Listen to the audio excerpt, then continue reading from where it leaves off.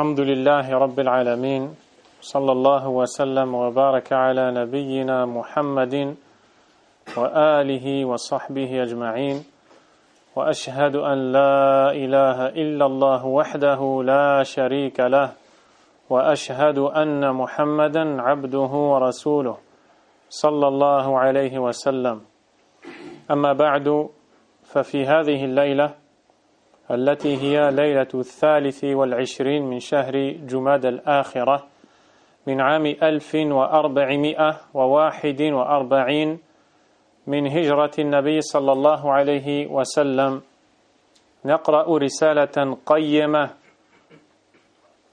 كثيرة المنفعة غزيرة الفوائد في حياة الإنسان، وهذه الرسالة كتبها الإمام العلامة عبد الرحمن بن ناصر السعدي رحمه الله شيخ الشيخ محمد بن صالح العثيمين رحمه الله، كتبها في موضوع السعادة التي يطلبها كل إنسان، وسماها الوسائل المفيدة للحياة السعيدة. En cette soirée du 16 février 2020, nous sommes réunis pour entamer la lecture d'un écrit dont l'auteur n'est autre que l'éminent savant, la montagne de science, le dénommé Abd al-Rahman ibn Nasir al-Sa'di rahimahullah, qui fut le plus grand professeur de l'imam Muhammad ibn Salih al-Uthaymin rahimahullah, qui a traité dans cet ouvrage de ce que recherche tout le monde, sans exception, la joie et le bonheur. Il a intitulé cet écrit « Les moyens utiles pour une vie heureuse ».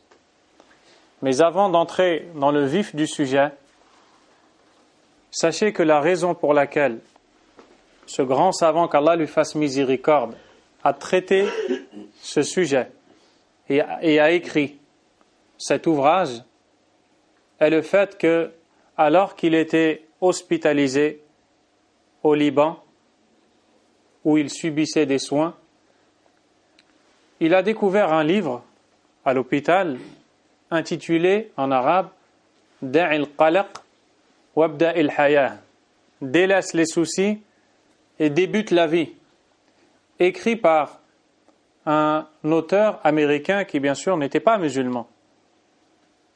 Et il était quelqu'un qui aimait lire. Et il avait la curiosité de vouloir savoir tout ce qui se dit, d'augmenter sa culture.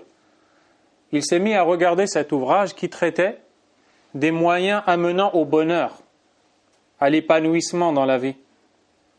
Puis, après avoir lu cet ouvrage, il s'est dit qu'il fallait écrire dans ce domaine, ce qui serait une orientation pour les croyants. Un ouvrage montrant aux gens, avec l'esprit de la foi et de l'islam, comment atteindre le véritable bonheur. Mais le médecin l'avait interdit de lire et d'écrire, car il fallait reposer son esprit. Il a demandé alors à l'un des gens qui l'accompagnaient d'aller lui acheter des feuilles et un stylo. Puis il s'est mis à écrire cet ouvrage en cachette. Et chaque fois que le médecin venait lui rendre visite, eh bien, il ordonnait à ce que l'on cache ces feuilles. Et ainsi, il a écrit ces quelques pages qui ont été traduites par la suite, traduites en nombreuses langues, et qui ont été imprimées à plus de 50 000 exemplaires. Allahu Akbar. Un homme malade sur un lit au Liban, qui se dit « Il faut que je montre aux croyants comment atteindre le bonheur ». Tout ça pour vous dire que quand la personne est sincère envers Allah, subhanahu wa ta'ala, Allah tabaraka wa ta'ala met la baraka, la bénédiction et la réussite.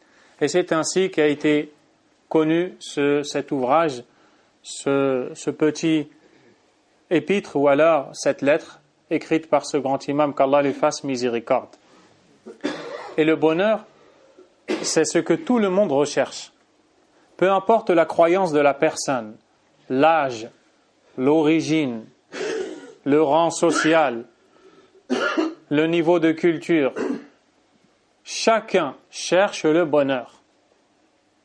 Le problème est que très nombreux sont les gens qui font erreur dans la route y menant.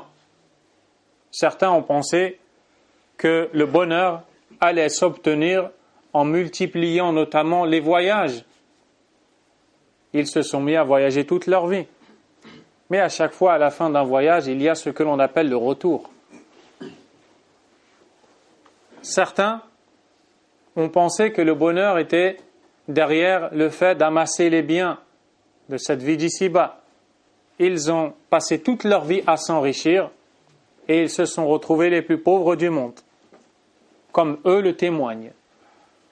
D'autres ont pensé que le bonheur était d'occuper son temps par tout un tas de choses qui sont sans grande valeur en réalité. Et chacun pense que son bonheur est là où il le conçoit. Un parmi les gens le voit dans sa croyance, qui est une croyance erronée, l'autre le voit dans telle et telle chose, et ainsi de suite. Mais alors, où est le véritable bonheur? Est-ce qu'il existe? La réponse va faire l'objet de ces quelques assises, incha'Allah, que nous allons passer à lire, dans lesquelles nous allons lire cet écrit de l'imam Abdurrahman ibn Nasir al-Sa'di, rahimahullah. Car effectivement, la joie existe bel et bien. Allah subhanahu wa ta'ala nous a montré la voie y menant. Le prophète alayhi salatu wassalam également. Cependant, les gens ont fait mine de ne pas savoir où se trouve le bonheur, ou alors ils ont carrément ignoré où est le bonheur. Ils ont donc fourni tous leurs efforts, passé tout leur temps à la recherche de ce dernier sans jamais l'atteindre, sans jamais l'acquérir. Ils se sont retrouvés à vivre parmi les gens les plus malheureux, alors qu'en apparence, ils étaient peut-être montrés du doigt, admirés, aimés des gens. Ces gens qui souhaitaient leur ressembler. Et pourtant, dans leur fort intérieur, il y a bien le malheur. Qu'Allah nous en préserve. Ainsi, l'imam Abdurrahman ibn Nasir al-Sa'di, qu'Allah lui fasse miséricorde, a dit Bismillahirrahmanirrahim. Alhamdulillahi alladhi lahul hamdu kullu. Wa ashhadu an la ilaha illa Allah wahdahu la sharika lah. وأشهد أن محمدا عبده ورسوله صلى الله عليه وسلم وعلى آله وأصحابه أما بعد فإن راحة القلب وطمأنينته وسروره وزوال همومه وغمومه هو المطلب لكل أحد وبه تحصل الحياة الطيبة ويتم السرور والابتهاج ولذلك أسباب دينية وأسباب طبيعية وأسباب عميلة أو عملية ولا يمكن اجتماعها كلها إلا للمؤمنين وأما من سواهم فإنها وإن حصلت لهم من وجه وسبب يجاهد عقلاؤهم عليه فاتتهم من وجه أنفع وأثبت وأحسن حالا ومآلا ولكن سأذكر برسالتي هذه ما يحضرني من الأسباب لهذا المطلب الأعلى الذي يسعى له كل أحد.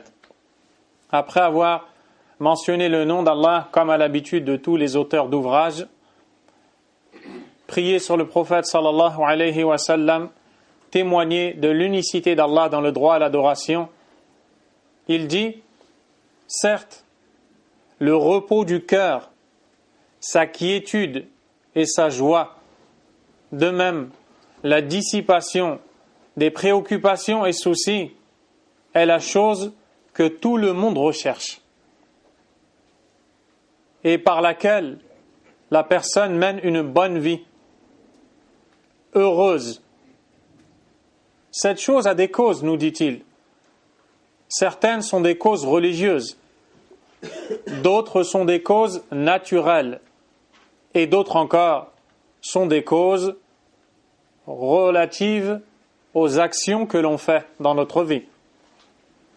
Et elles ne peuvent toutes se réunir, c'est-à-dire ces causes, que pour les croyants. Quant à autres que les croyants, même s'ils atteignent certaines de ces causes menant à une part de la joie, elles ne seraient pas complètes. Et ils perdraient ce qu'il y a de plus utile et de meilleur pour eux, dans cette vie d'ici-bas tout comme dans l'au-delà.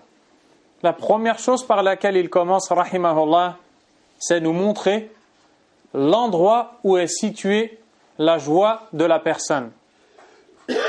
Entre autres, le cœur, le repos du cœur, sa quiétude et sa joie.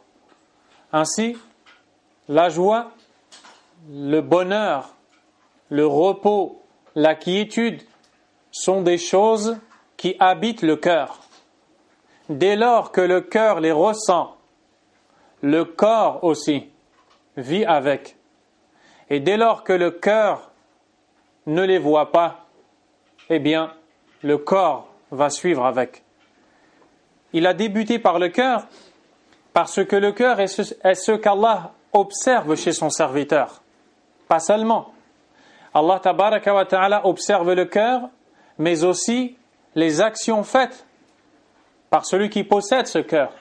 Le prophète sallallahu alayhi wa sallam nous dit: Inna Allah la yanzuru ila suwarikum wa la ila ajsamikum.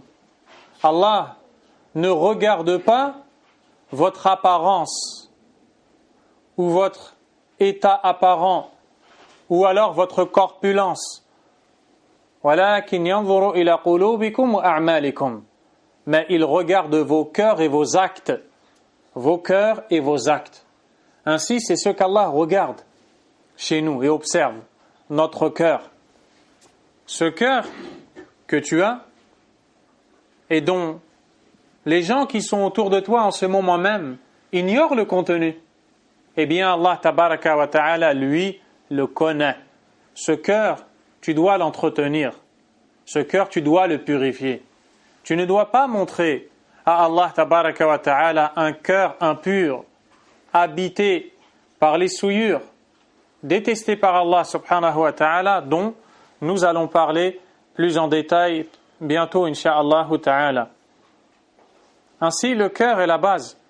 C'est lui qui ressent le bonheur ou le malheur.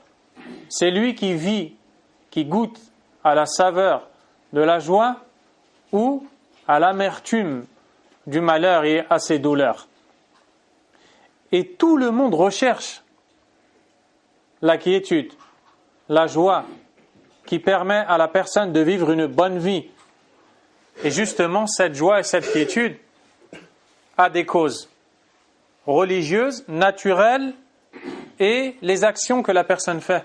C'est ça qui va procurer ou non le bonheur de la personne.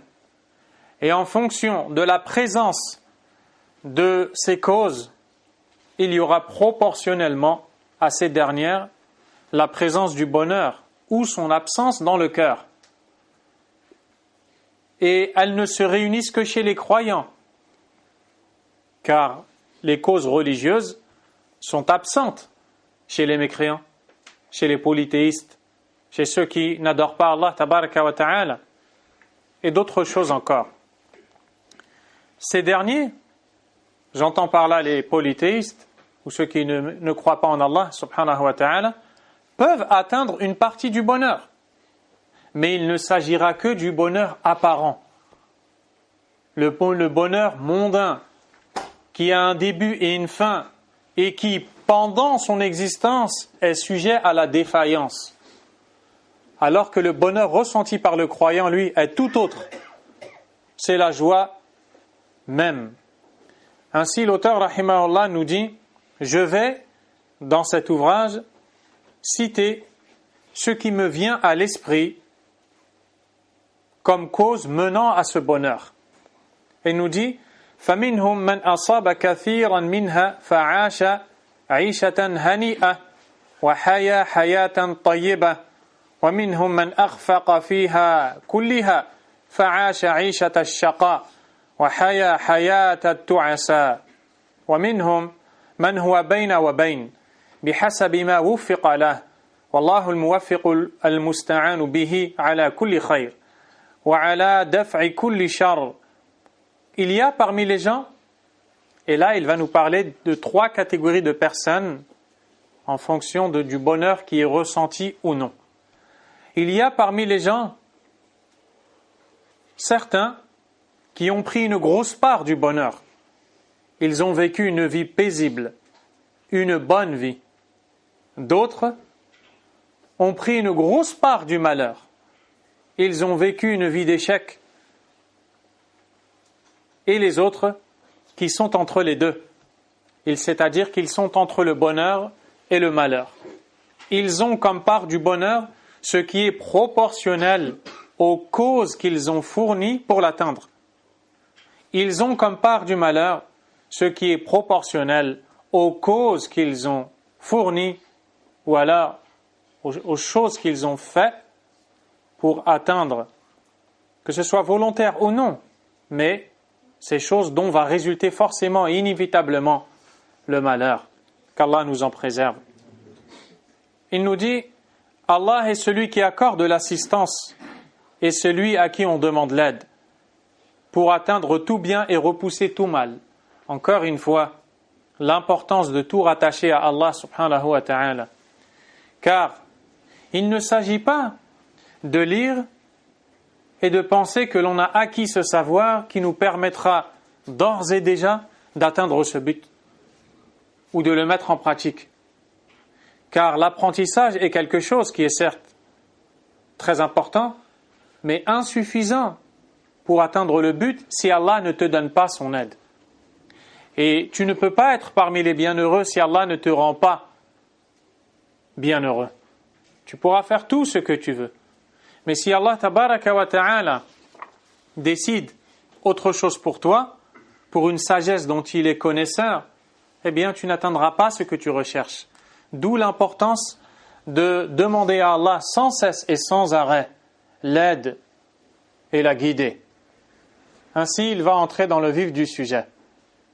Et nous dit فصل وأعظم الأسباب لذلك وأصلها وأسها هو الإيمان والعمل الصالح. Première partie du livre. La cause la plus immense, la plus importante, la base, l'essence du bonheur, c'est la foi et les bonnes actions. C'est la base du bonheur.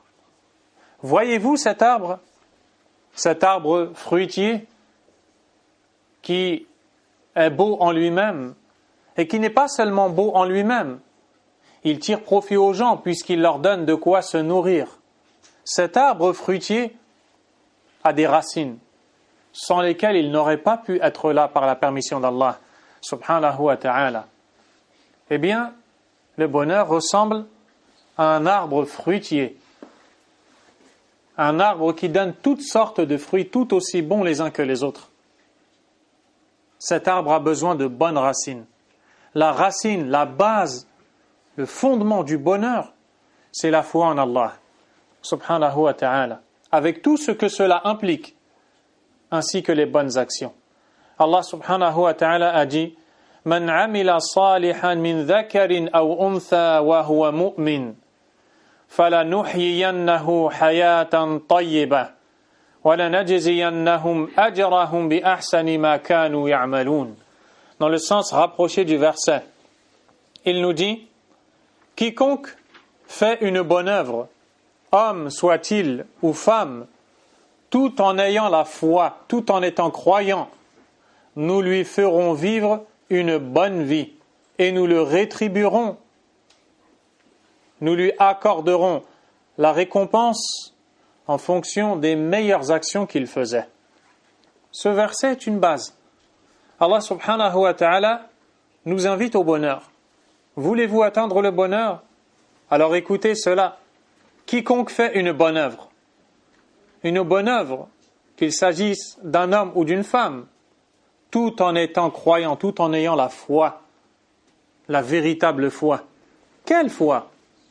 La foi en Allah subhanahu wa ta'ala, qui implique la connaissance d'Allah, de ses noms, de ses attributs, la connaissance de sa splendeur, la connaissance de sa grandeur, la connaissance de tous les bienfaits qu'il a offerts à ses serviteurs, la connaissance de sa toute-puissance, de sa force, le fait de savoir qu'il a créé les cieux et la terre en 6 jours et que toutes les créatures implorent Allah et proclament le tasbih, subhanallah, seulement on ignore leur manière de le faire, mais Allah lui la connaît, subhanahu wa ta'ala.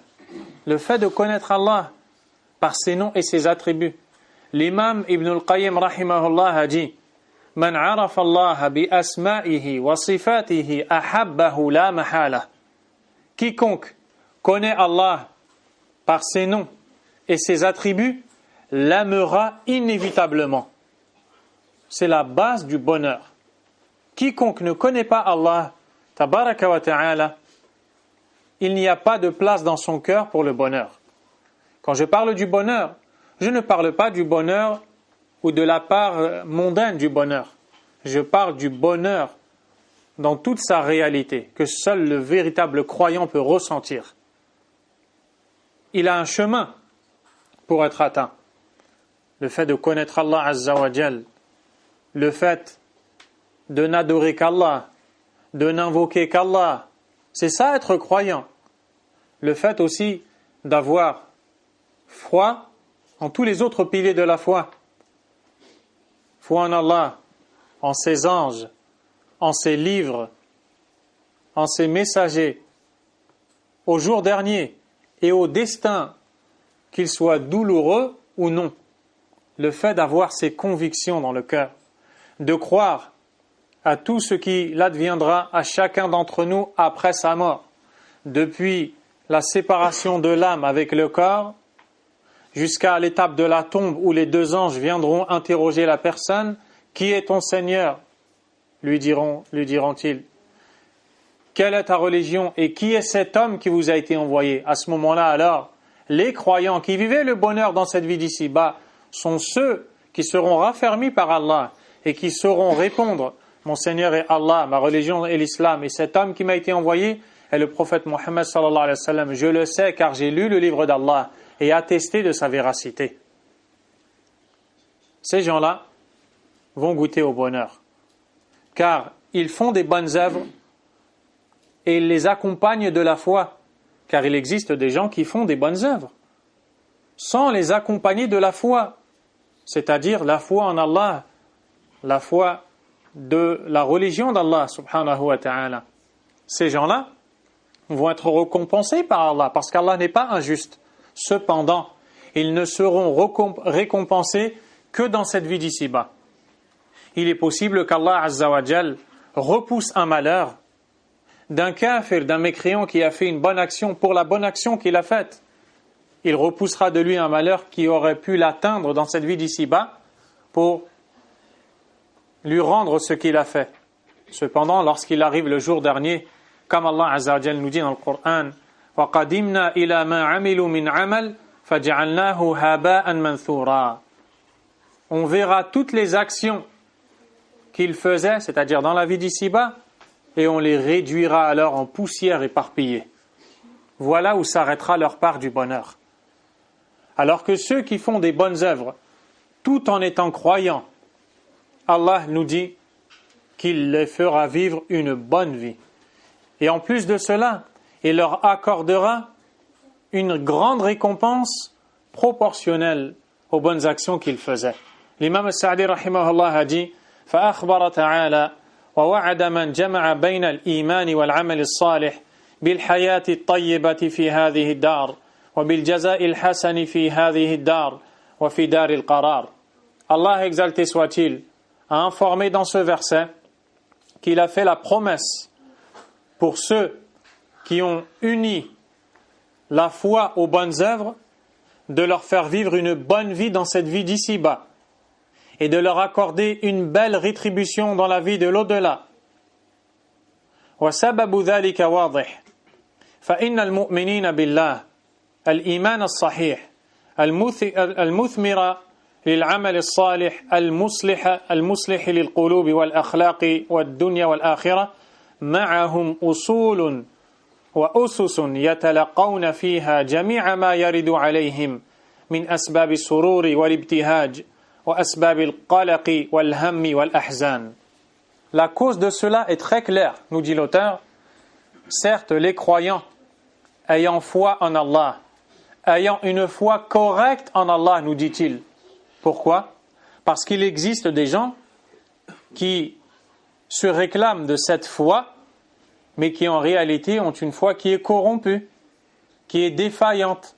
Ils n'ont pas la bonne croyance dans le domaine des noms et des attributs d'Allah, subhanahu wa ta'ala. Ils falsifient les versets relatifs aux noms et aux attributs d'Allah, notamment en leur donnant des sens qui ne sont pas les leurs.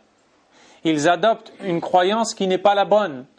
Il ne s'agit pas d'eux dont on parle, qui atteindront le bonheur. Par contre, ceux qui ont la véritable foi, la bonne croyance, al-aqidah as-sahiha, d'où l'importance d'apprendre le tawhid, al-aqidah, la croyance islamique, celle qui porte ses fruits, qui fait naître de bonnes actions, des actions qui réforment les cœurs et les comportements de la personne dans cette vie d'ici-bas et dans l'au-delà, eh bien ces gens-là ont avec eux des fondements, des bases avec lesquelles ils affrontent ce qu'ils rencontrent dans leur vie.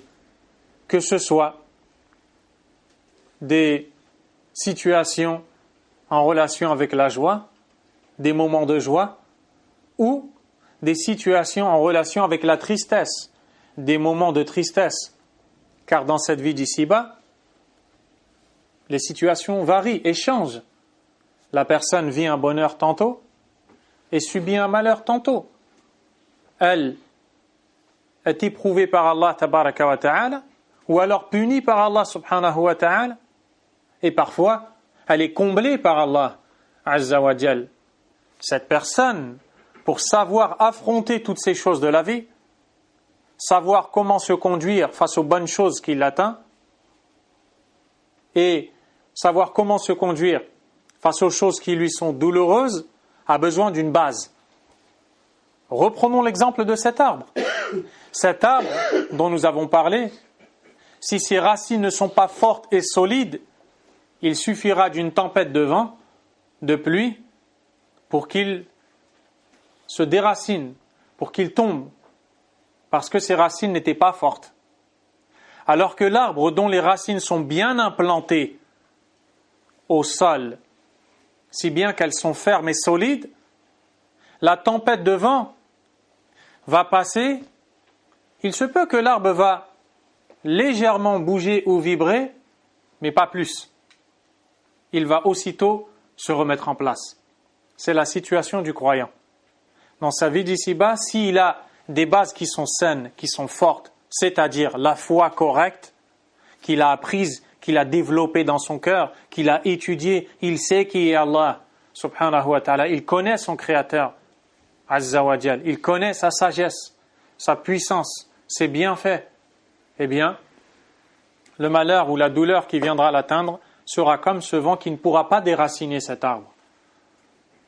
Il dit يتلقون المحاب والمسار بقبول لها وشكر عليها واستعمال لها فيما ينفع فإذا استعملوها على هذا الوجه أحدث لهم من الابتهاج بها والطمع في بقائها وبركتها ورجاء ثواب الشاكرين أمورا عظيمة تفوق بخيراتها وبركاتها هذه المسرات التي هذه ثمراتها. Nous sommes amenés à faire face à deux sortes de situations, le bonheur et la douleur. Quant à la situation du bonheur, l'imam As-Sa'di rahimahullah nous dit de ces gens-là qui ont cette bonne base, lorsqu'ils sont touchés d'un bonheur, lorsqu'ils sont comblés par un bonheur, eh bien, ils se montrent reconnaissants envers Allah subhanahu wa ta'ala. Ils se servent de ce bienfait par lequel Allah les a comblés dans l'obéissance d'Allah. C'est ça la manière de remercier Allah et de lui exprimer sa gratitude. Quand Allah Azza wa Jal te donne l'intelligence, tu la mets au service de l'apprentissage de ta religion. En cela, tu t'es montré reconnaissant envers lui. Quand Allah subhanahu wa ta'ala te donne des biens en abondance, tu t'acquittes de l'aumône annuelle et tu offres au besogneux ce dont il a besoin. En cela, tu t'es montré reconnaissant envers Allah. Si Allah tabaraka wa ta'ala te donne des enfants, tu les éduques dans la foi, dans la piété, en cela tu t'es montré envers Allah reconnaissant. Et ainsi de suite. Le fait d'utiliser les biens qu'Allah te donne dans son agrément, c'est de cette façon que l'on est reconnaissant envers lui. Regardez bien ce qu'il nous dit ici. C'est très important. Il nous dit que quand la personne utilise le bienfait par lequel Allah l'a comblé de cette façon, c'est-à-dire dans l'agrément d'Allah Azza wa Jal, eh bien, elle est tellement heureuse, c'est-à-dire d'avoir pu remercier Allah, car remercier Allah en soi est un bienfait immense. Et Allah a dit dans le Coran, وَقَلِيلٌ مِّنْ عِبَادِيَ الشَّكُورِ, et peu de mes serviteurs sont reconnaissants. Il dit aussi, subhanahu wa ta'ala, إِنَّ اللَّهَ لَذُو فَضْلٍ عَلَى النَّاسِ وَلَكِنَّ أَكْثَرَ النَّاسِ لَا يَشْكُرُونَ. Allah est détenteur de grandes grâces pour les gens, mais la plupart des gens ne sont pas reconnaissants. Eh bien, celui qui sait se montrer reconnaissant envers Allah en utilisant le bienfait par lequel il a été comblé par Allah, dans l'agrément d'Allah, sera tellement heureux d'avoir pu être reconnaissant envers Allah,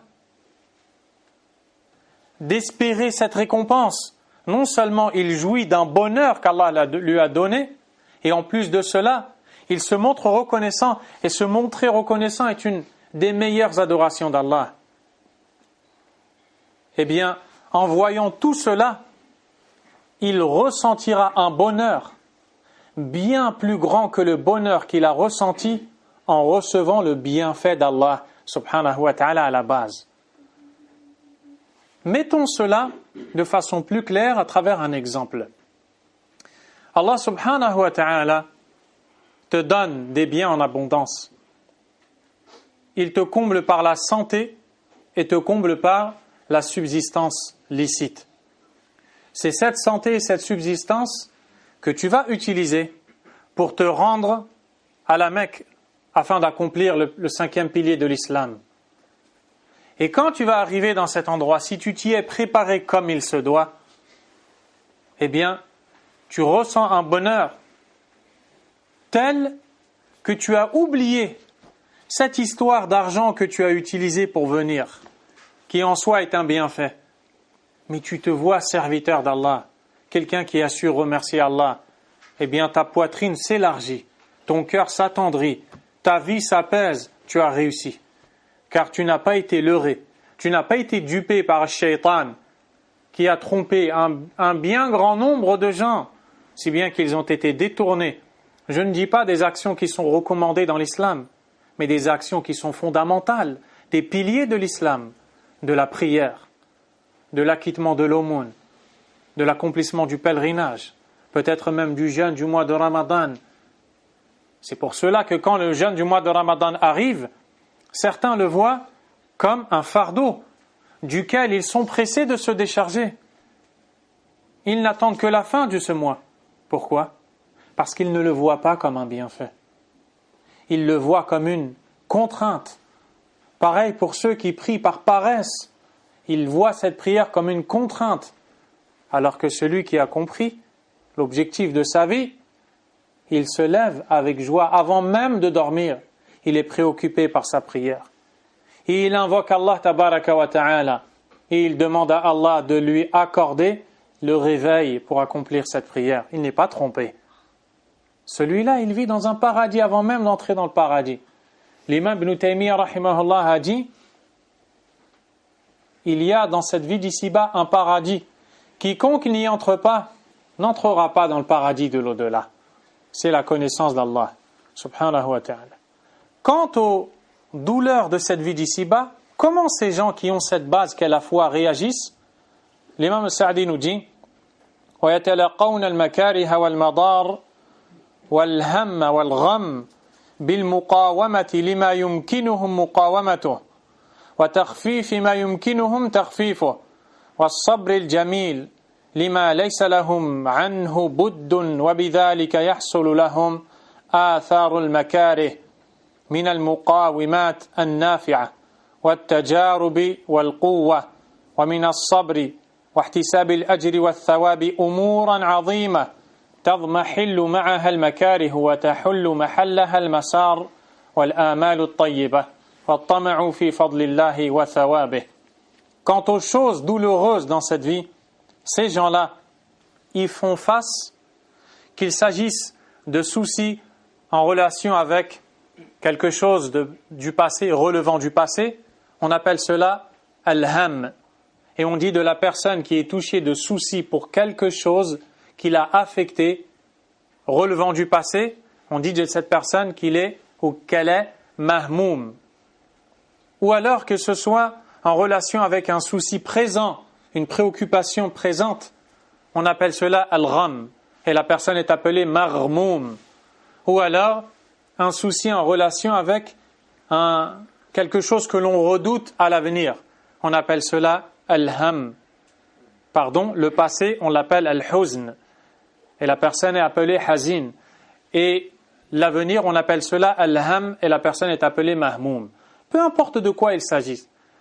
Que cette douleur qui atteint le cœur soit en relation avec quelque chose relevant du passé, du présent ou de l'avenir, eh bien, ces gens-là qui ont cette base qu'est la foi et les bonnes actions, résistent face à ces douleurs. Ils savent y faire face. Et il y a 3 manières d'y faire face. Elles sont citées ici. La première, c'est résister et repousser ces douleurs autant que possible. Résister et repousser ces douleurs autant que possible. Les gens sont différents dans leur force de foi, dans leur force de personnalité, dans la fermeté qu'ils ont dans leur religion. Les uns ne sont pas comme les autres. Certains sont capables de repousser. C'est la première catégorie. La deuxième, ou alors de diminuer autant que possible. Ils n'ont pas réussi à repousser complètement ce souci, alors ils œuvrent afin de le diminuer autant que possible. Car ils n'ont pas réussi à le dissiper complètement. Et enfin, s'ils n'arrivent pas à le dissiper complètement, ni à l'amoindrir ou le diminuer, alors ils font preuve d'une belle endurance. Ils savent qu'Allah a décrété, il est parfaitement sage, ils font preuve d'une belle endurance. Ils savent que c'est inévitable, c'est décrété par Allah, subhanahu wa ta'ala. Cela leur donne alors une expérience dans leur vie et une force. Et à travers cette patience, ils espèrent une très grande récompense de la part d'Allah, subhanahu wa ta'ala. Et le fait de se dire qu'Allah va les récompenser, car ils ont cette foi et ces bonnes actions, ils ont cette foi authentique, le fait de se dire qu'Allah subhanahu wa ta'ala va les récompenser, les amène finalement au bonheur, malgré la douleur qu'ils ont pu ressentir.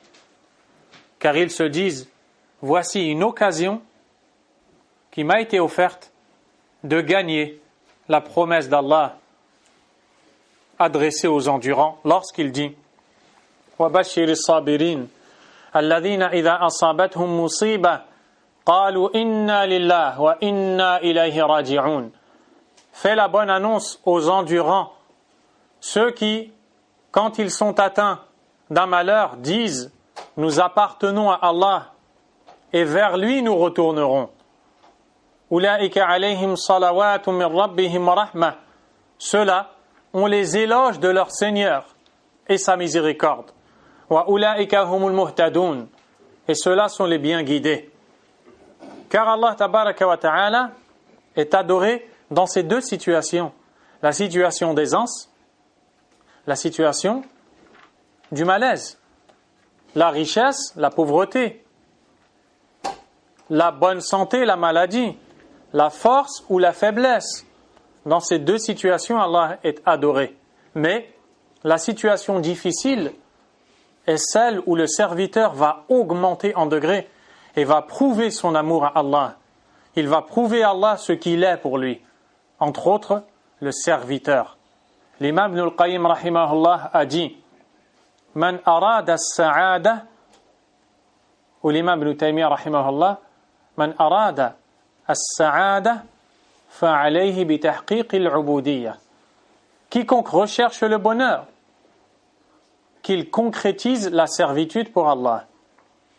Concrétiser la servitude pour Allah Azza wa Jal, c'est-à-dire se mettre dans cet état dans lequel tu te sens l'esclave d'Allah, assujetti à l'ordre d'Allah, au décret d'Allah, ayant besoin d'Allah, se passant de tout autre que lui, adorant Allah, sollicitant Allah, subhanahu wa ta'ala.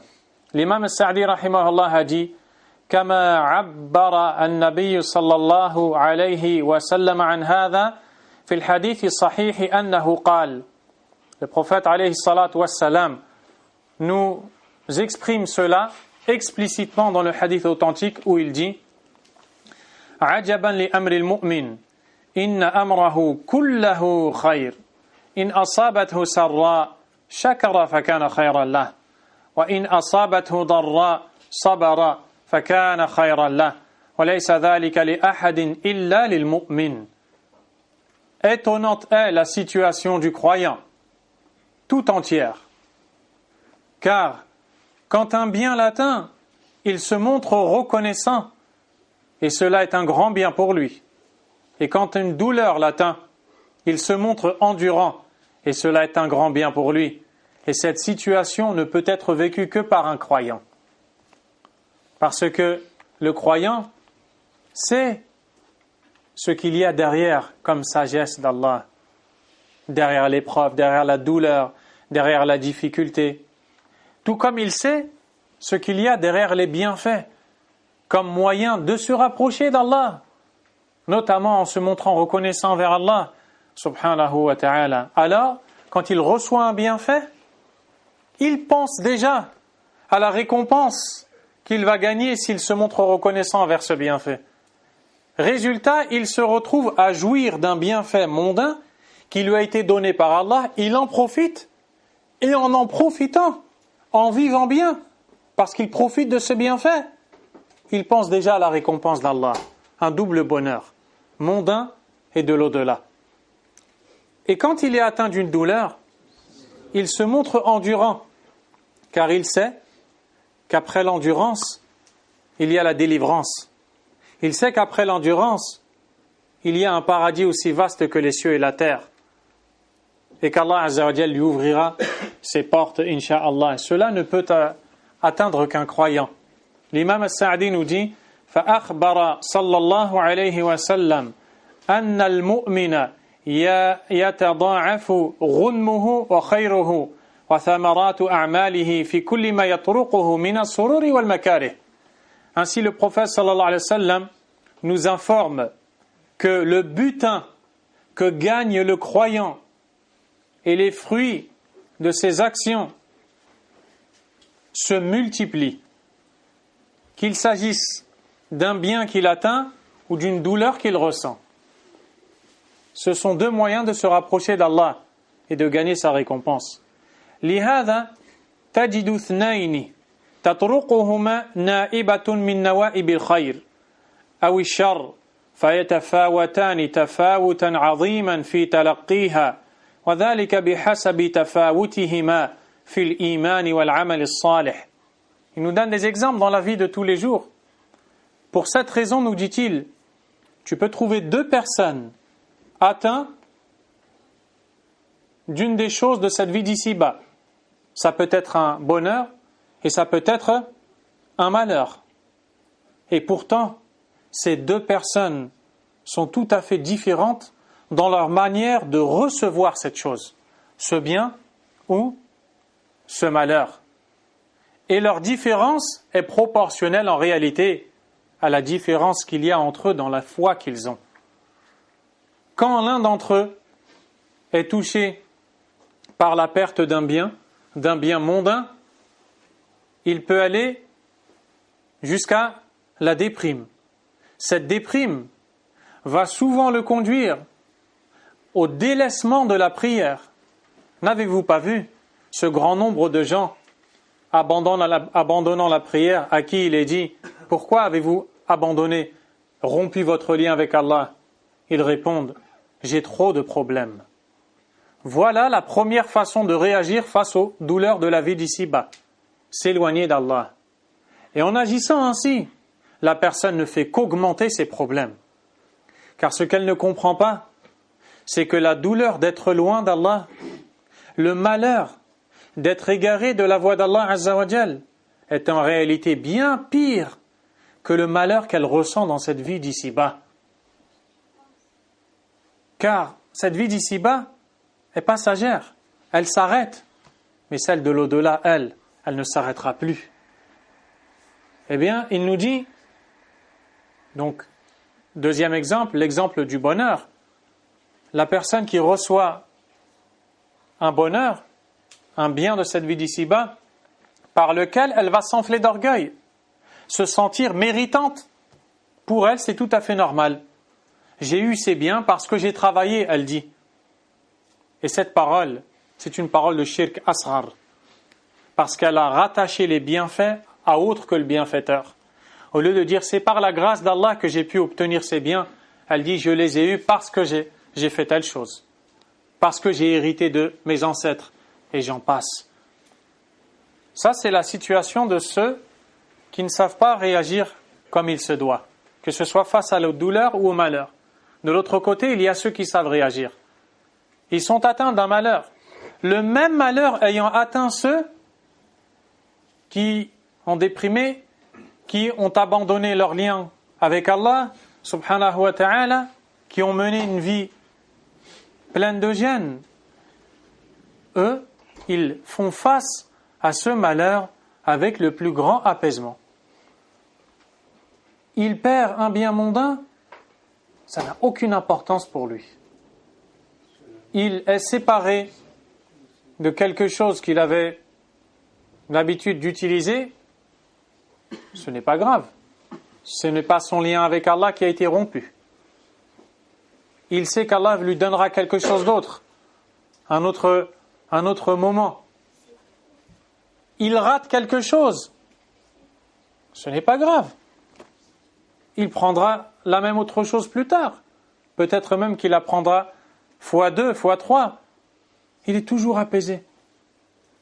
Il ne va pas stresser, paniquer, s'exciter, crier ici et là, prononcer des paroles mauvaises. Non, il est apaisé, il reçoit cette douleur en disant « Allahumma ajurni fi musibati wa akhluf li khayran minha » Il suit la sunna du prophète sallallahu alayhi wa sallam qui nous enseigne ce que l'on doit dire lorsqu'une douleur nous atteint.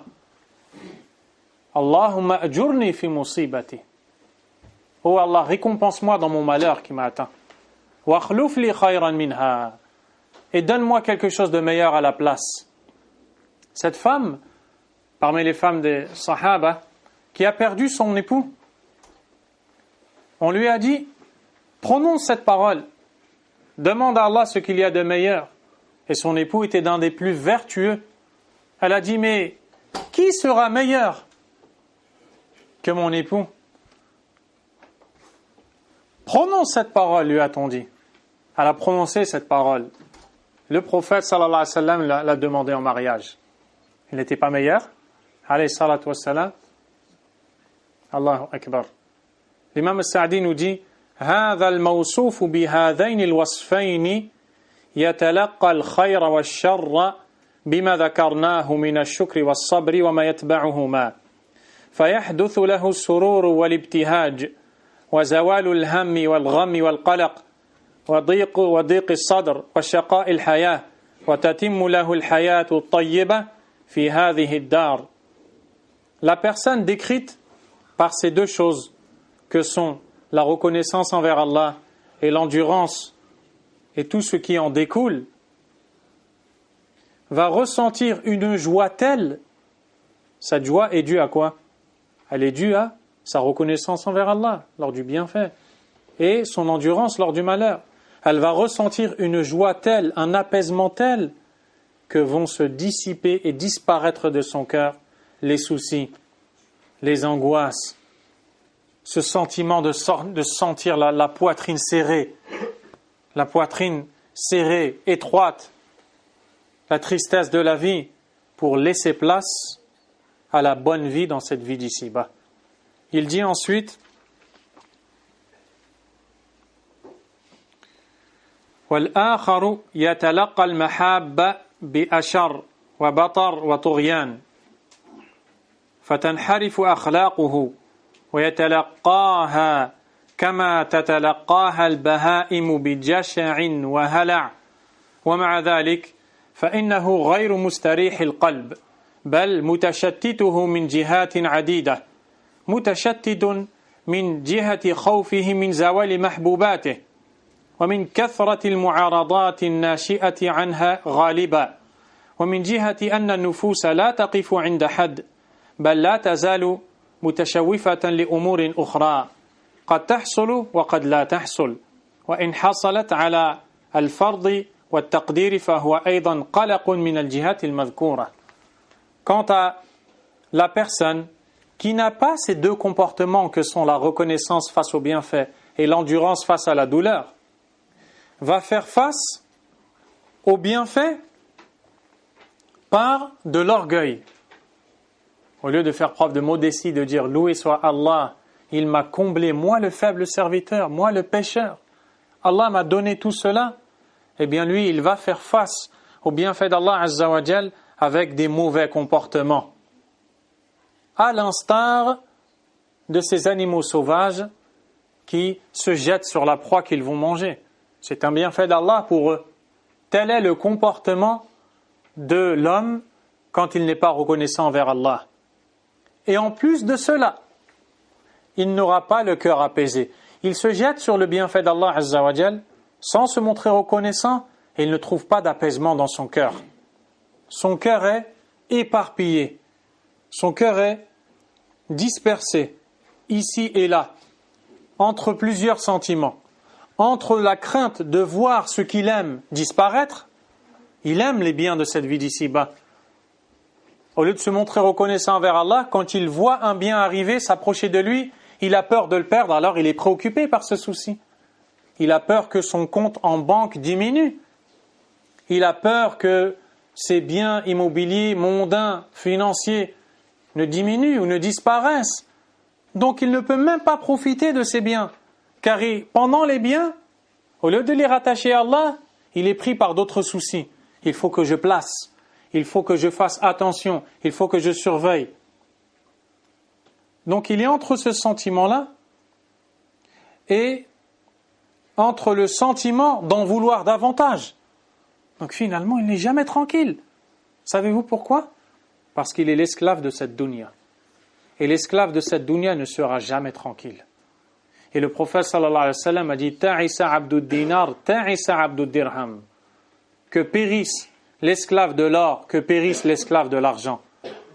Si tu n'es pas l'esclave d'Allah, tabaraka wa ta'ala, tu le seras de quelqu'un ou de quelque chose d'autre. Ainsi, il est soucieux d'en avoir davantage. Il ne peut même pas profiter de ce qu'il a.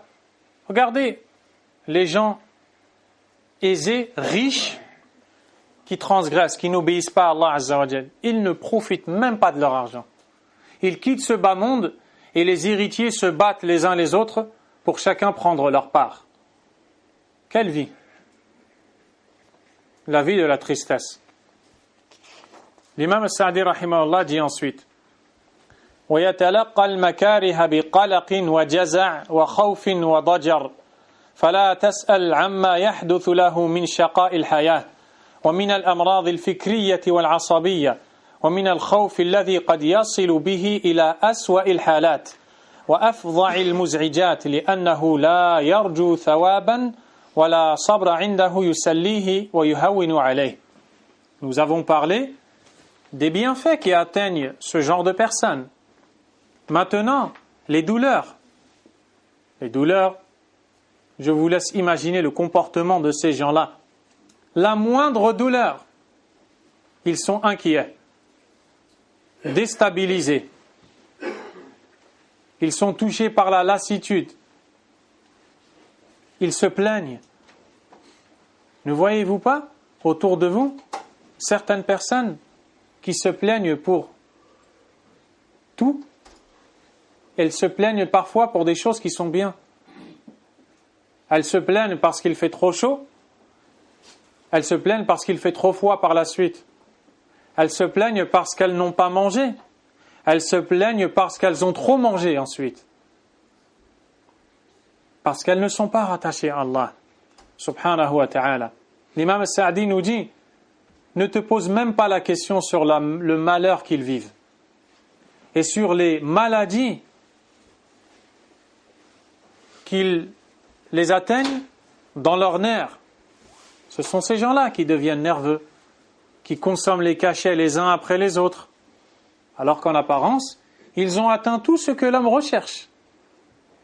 Mais la réalité est tout autre. Ils n'ont rien atteint. Ils ont tout perdu. Et ils sont atteints par la peur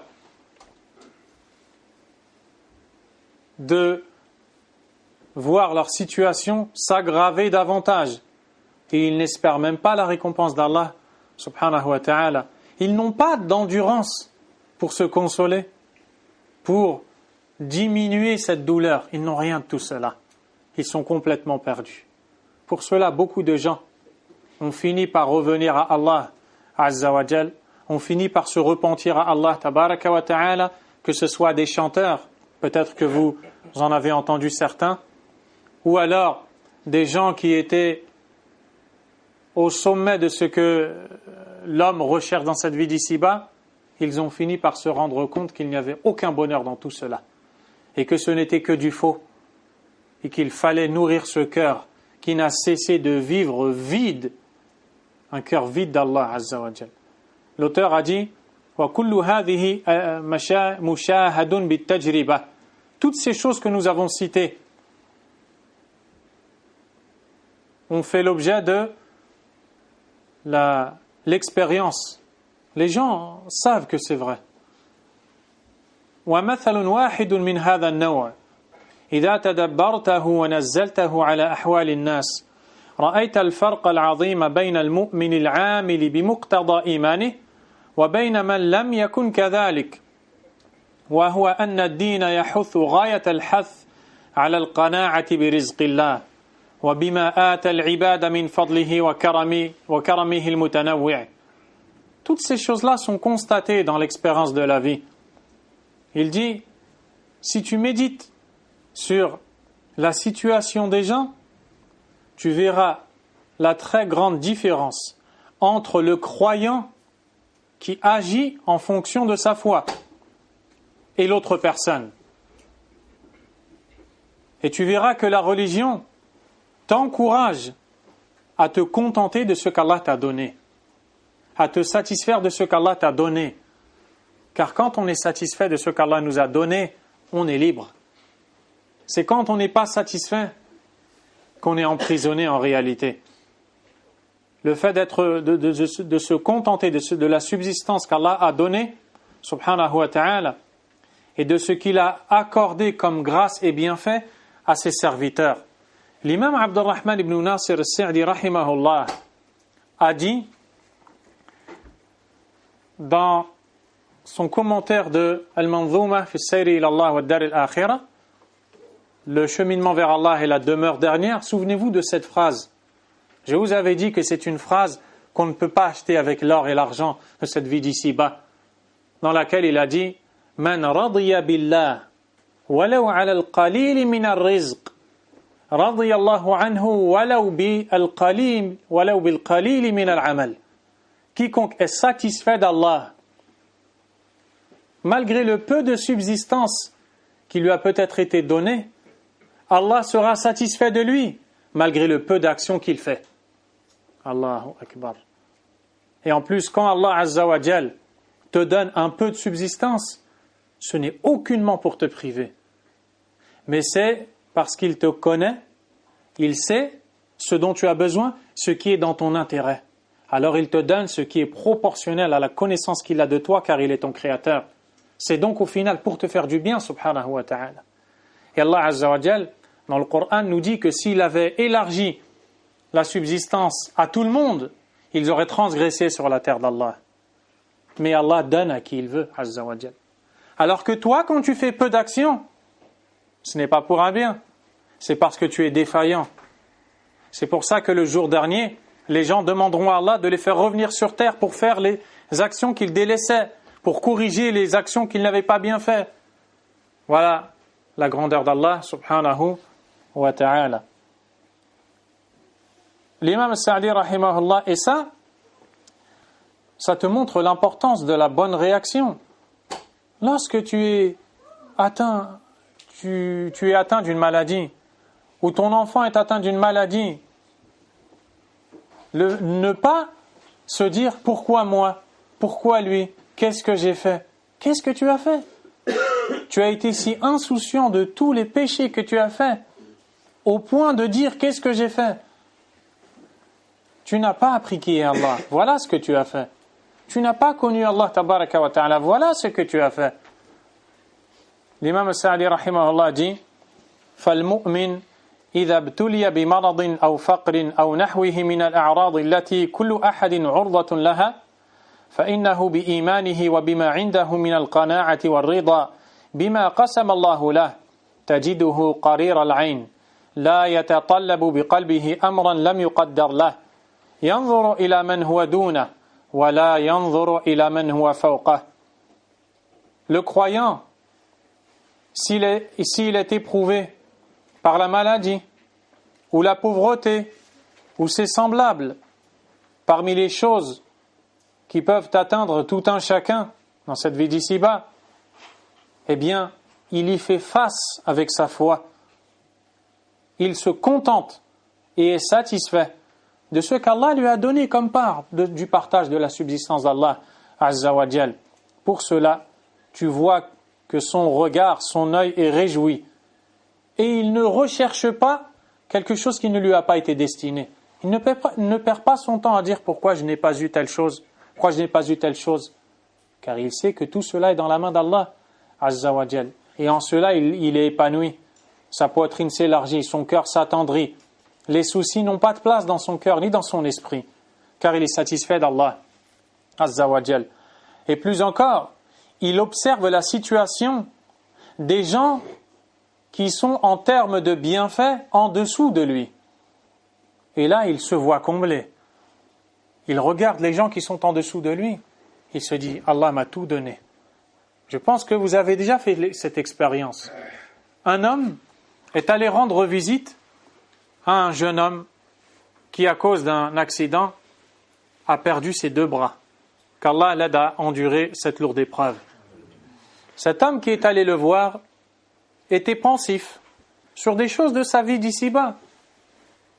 Mais quand il est arrivé dans cette chambre et a vu que le jeune homme avait perdu ses 2 bras, il est sorti de cette chambre d'hôpital et a dit « Je suis le plus riche ». Pourquoi ? Parce qu'il a regardé la situation de celui qui est en dessous de lui. Des fois, la personne se dit « Je n'ai pas assez. Je manque de telle chose, de telle chose. » Il suffit qu'elle observe ces gens qui seraient prêts à tout donner pour avoir ce qu'elle a, pour qu'elle se rende compte qu'en réalité, elle a beaucoup.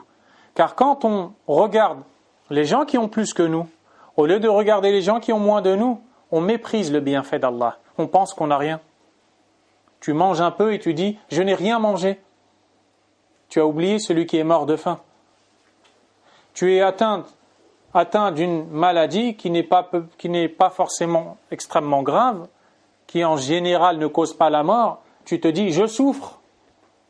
Alors que la personne qui souffre dit « Alhamdulillah ». Voilà la différence. Donc il faut regarder ceux qui sont en dessous et pas au-dessus. وَرُبَّمَا زَادَتْ بَهْجَتُهُ وَسُرُورُهُ وَرَحَتُهُ عَلَى مَنْ هُوَ مُتَحَصِّلٌ عَلَى جَمِيعِ الْمَطَالِبِ الدُّنْيَوِيَّةِ إِذَا لَمْ يُؤْتَ الْقَنَاعَةِ. Il est possible qu'une telle personne qui réagit de cette façon ressente dans son cœur une joie, une quiétude et un repos bien plus grand que ce que ressent la personne qui a reçu tous les bienfaits de ce bas monde sans avoir ce que l'on appelle al-qana'a, sans se contenter de ce qu'Allah lui donne. Elle en veut toujours plus. Donc elle n'est jamais à l'aise. L'autre n'a pas beaucoup et elle se sent la personne la plus libre, la plus heureuse. Et voyez dans la vie de tous les jours, plus la personne a, plus elle a l'impression qu'elle n'a pas. Moins elle a, plus elle est proche d'Allah Azza wa Jal, plus elle se dit Alhamdulillah.